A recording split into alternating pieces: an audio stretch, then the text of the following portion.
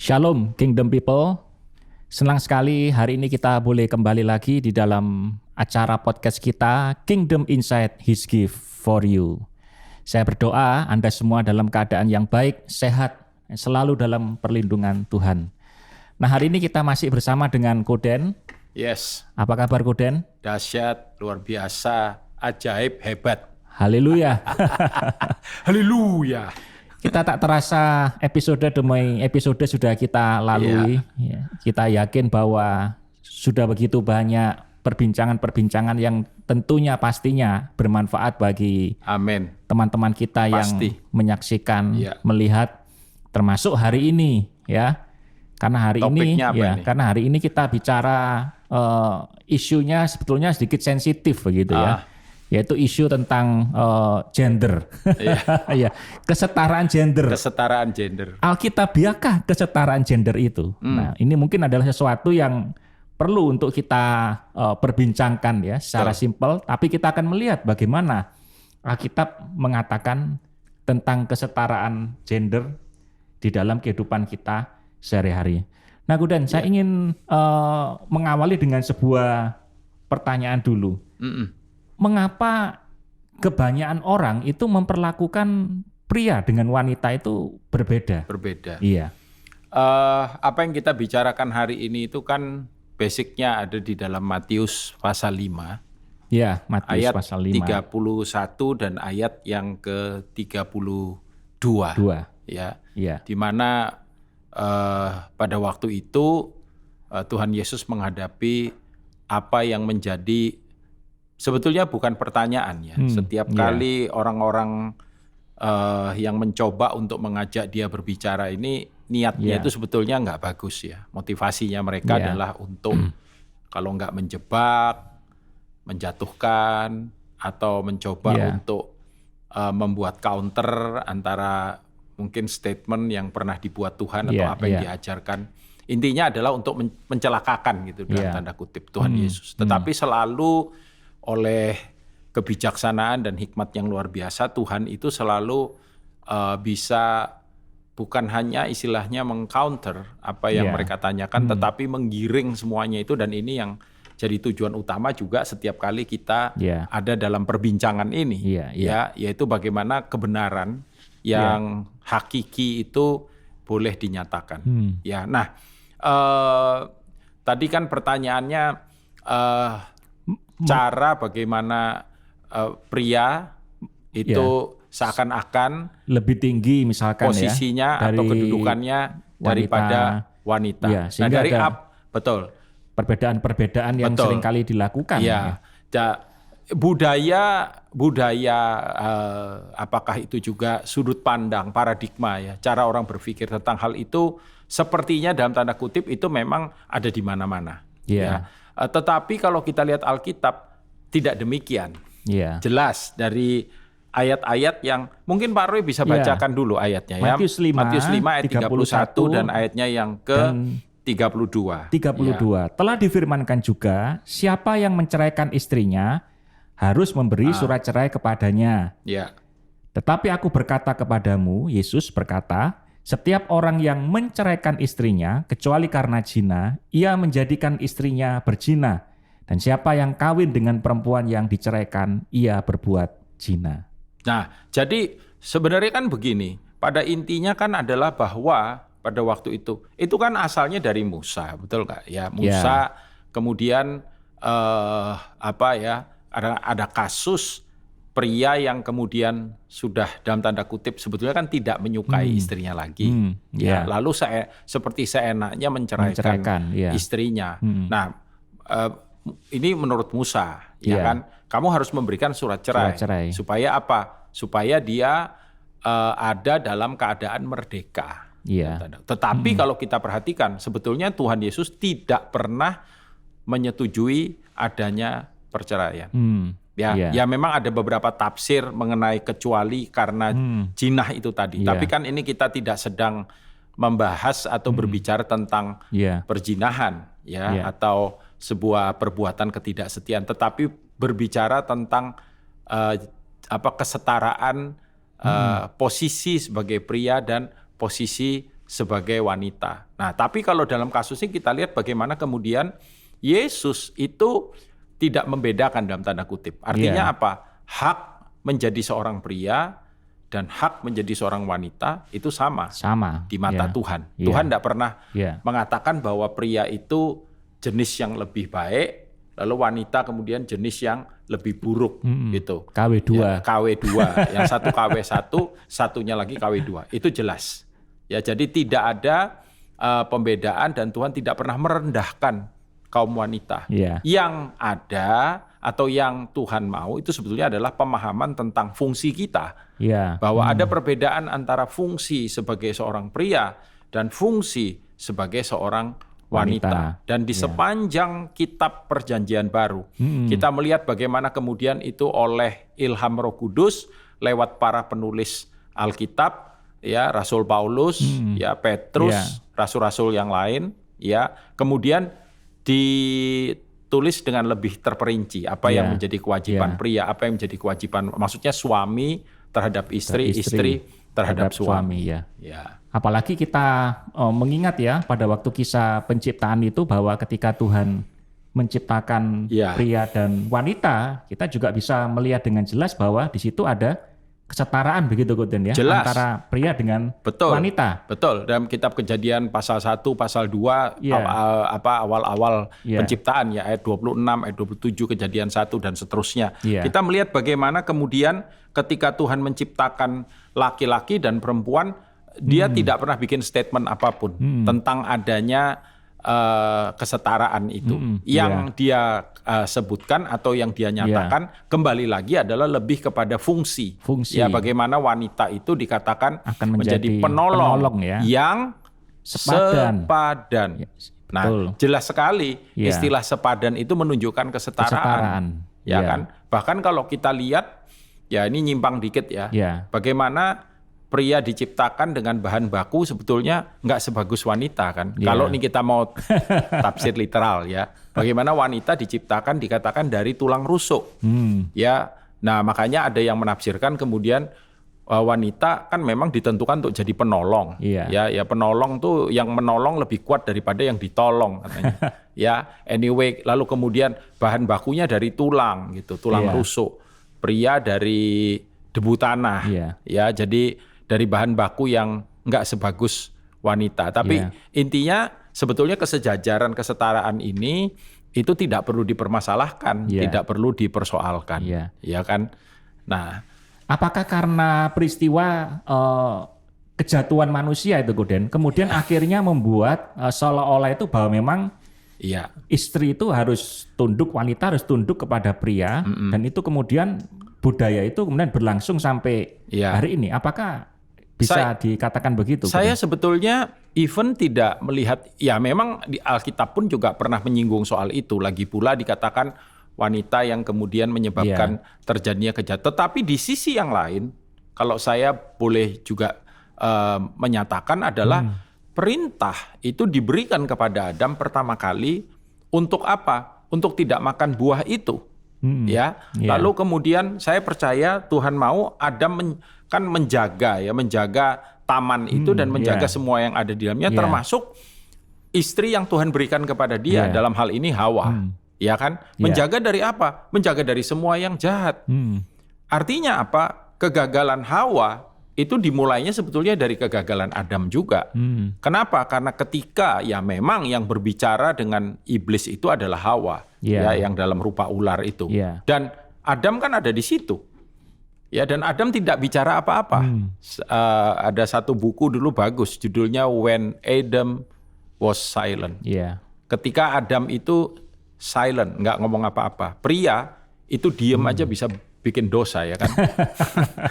Jadi artinya begini, artinya harusnya Adam sebagai pemimpin, sebagai kepala, sebagai ya kalau dalam bahasa umum sekarang kan imam dalam rumah tangganya. Ketika dia melihat ada sesuatu yang nggak beres, harusnya dia bertindak. Tapi he didn't do anything, ya. Dan dia membiarkan pembicaraan itu berlangsung, dan dia juga membiarkan ketika kemudian Hawa mengambil buah itu, dia tidak berkata sepatah kata pun.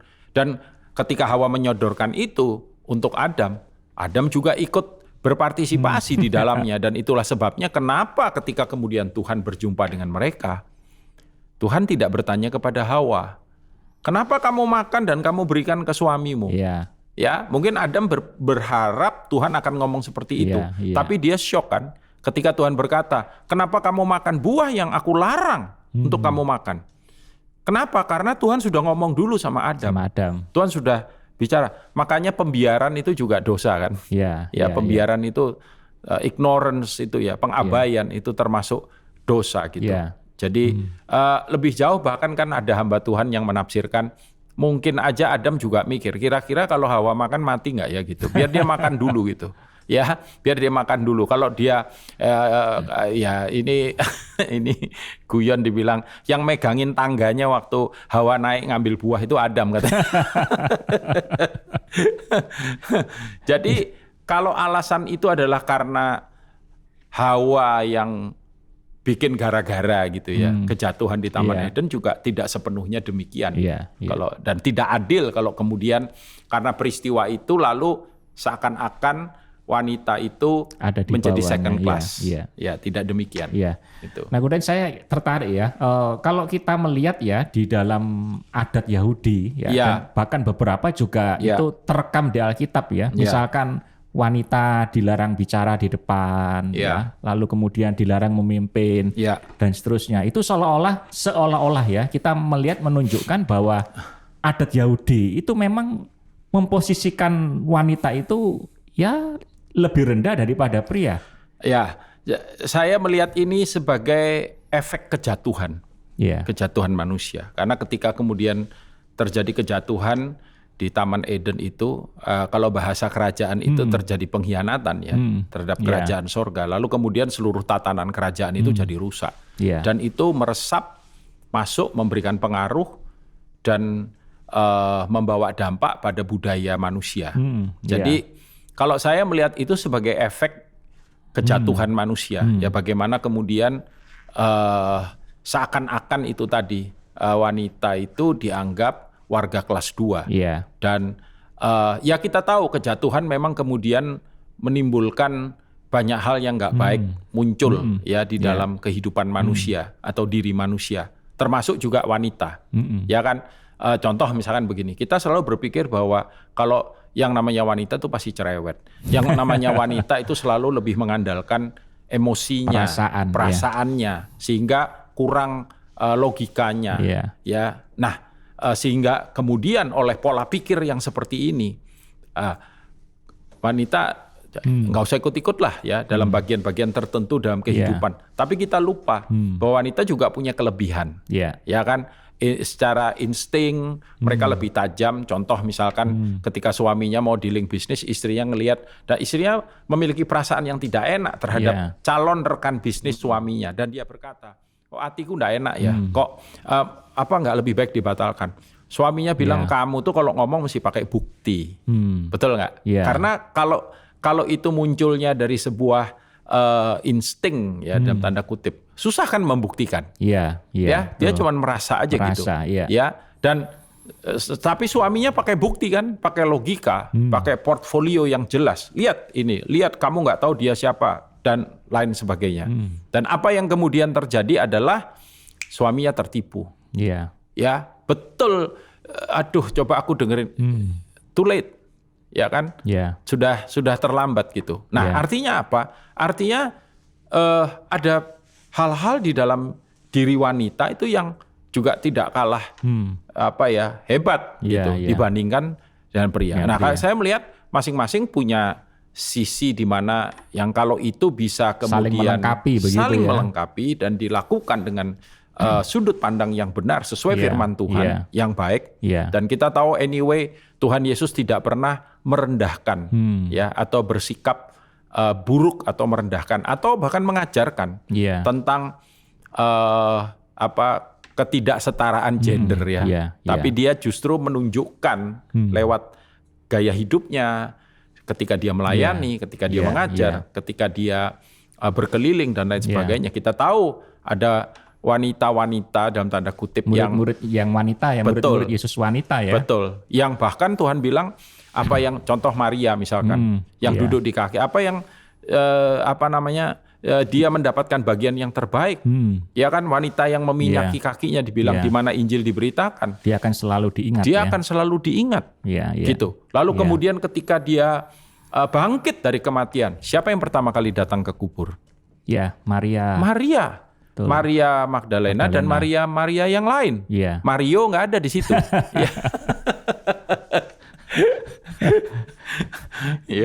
Nah, apalagi kita juga tahu Koden ya bahwa sekalipun perbedaan itu diakibatkan karena adanya kejatuhan, tapi kita tahu dan kita yakin ya bahwa Yesus telah menebus manusia dari kejatuhan itu, ya. Dan itu menunjukkan bahwa tidak ada lagi perbedaan ya. Tidak ada lagi antara pria dengan wanita. Jelas. Kejatuhan itulah yang kemudian membuat banyak cacat dalam budaya kita. Mau budaya Yahudi, mau budaya, ya termasuk budaya Indonesia juga. Ya kan, budaya orang timur maupun orang barat, orang utara, orang selatan. Tapi untuk itulah Tuhan Yesus datang. Betul. Dan karena itu lewat kehidupannya dia menyatakan, tapi dia nggak berhenti sampai pada pengajaran saja. Bagaimana kemudian dia mati bagi kita, dia menebus kutuk. Nah, salah satunya ya kutuk yang menyebabkan adanya perbedaan klaster klaster secara budaya gitu. Tidak hanya wanita kan kita tahu, dalam kehidupan kita juga begitu kan. Ada kelas-kelas tertentu dalam kehidupan yang kemudian membuat ketidakadilan seringkali juga terjadi. Untuk itulah Tuhan Yesus mati. Justru sebetulnya dengan adanya keberagaman ini ya, diversity ini, misalkan kita dalam satu kelompok ada pria, ada wanita, itu justru membuat harmonisasinya menjadi semakin baik gitu Koden ya. Menjadi semakin luar biasa. Kenapa? Karena ada sisi-sisi yang kita lemah sebagai pria. Wanita bisa tampil kuat. Nah, ada sisi-sisi yang wanita juga lemah. Ya kan? Ya secara fisik lebih lemah. Ya kan, makanya ada ayat Alkitab berkata diperlakukan dengan lembut. Ya, karena ya mereka secara fisik memang lebih lemah begitu. Tapi ada sisi yang mereka lebih kuat dari kita. Makanya wanita, saya percaya, diberi kepercayaan untuk melahirkan. Sakit loh orang melahirkan. Kan enggak pernah melahirkan kan? Sama, saya juga ya. Ya baik, Koden bisa nggak berdoa untuk kita? Mungkin untuk pria yang selama ini memandang rendah, atau mungkin wanita yang selama ini merasa minder, biarlah melalui perbincangan ini kita semua dipulihkan kembali. Nah, sebelum berdoa, mungkin yang saya mau tekankan kepada para wanita adalah dapatkan dan mengerti dan hidupilah apa kedudukan Anda. Siapa Anda di dalam Kristus. Ya, karena apa yang Tuhan sediakan, apa yang Tuhan percayakan, apa yang Tuhan taruh. Kembali ke dalam kitab Perjanjian Baru ya, kita menemukan ada diaken wanita. Kan? Ada penatua wanita, ada pengajar wanita. Dan semuanya itu yang Tuhan kerjakan. Dan saya memiliki ibu-ibu rohani yang hebat dalam kehidupan saya. Ayo kita berdoa. Bapa, terima kasih hari ini dalam perbincangan yang singkat ini. Kalau Tuhan tidak pernah membedakan antara pria dan wanita, kami diciptakan setara dengan beda fungsi. Pertama-tama hamba-Mu berdoa untuk wanita-wanita Allah yang Tuhan sudah tebus hidupnya, yang Tuhan sudah panggil, yang Tuhan sudah perlengkapi, Tuhan pakai secara hebat, ajaib, dahsyat, luar biasa. Para istri boleh menjadi penolong, bukan perongrong, bukan penggarong, bukan penodong untuk suaminya, tetapi penolong yang sepadan. Dan untuk suami-suami, biarlah Tuhan berikan hikmat kebijaksanaan untuk boleh memperlakukan wanita sebagai kaum yang lebih lemah, melindungi, menjaga, menyayangi, mengasihi, dan menghargai mereka. Karuniakan kepada kami supaya boleh menjadi Tuhan, pemimpin yang baik, kepala yang baik, untuk istri yang Tuhan percayakan, mengasihi mereka seperti Tuhan mengasihi gerejanya. Ucap syukur, kami percaya berkat-Mu ada pada setiap kami. Dalam nama Tuhan Yesus. Amin. Baik, terima kasih Koden untuk waktunya. Sama-sama. Perbincangan yang sangat menarik pada hari ini. Baik guys, jangan lupa untuk setiap wanita, setiap perempuan, bahwa Anda diciptakan sama di hadapan Tuhan. Karena itu temukan tujuan hidup dan teruslah berkiprah di dalam kerajaan Tuhan. Dan para pria, saya percaya kita semua diberi karunia Tuhan juga untuk bisa bekerja sama dengan para wanita. Jangan lupa nantikan serial berikutnya di dalam Kingdom Insight His Gift for You.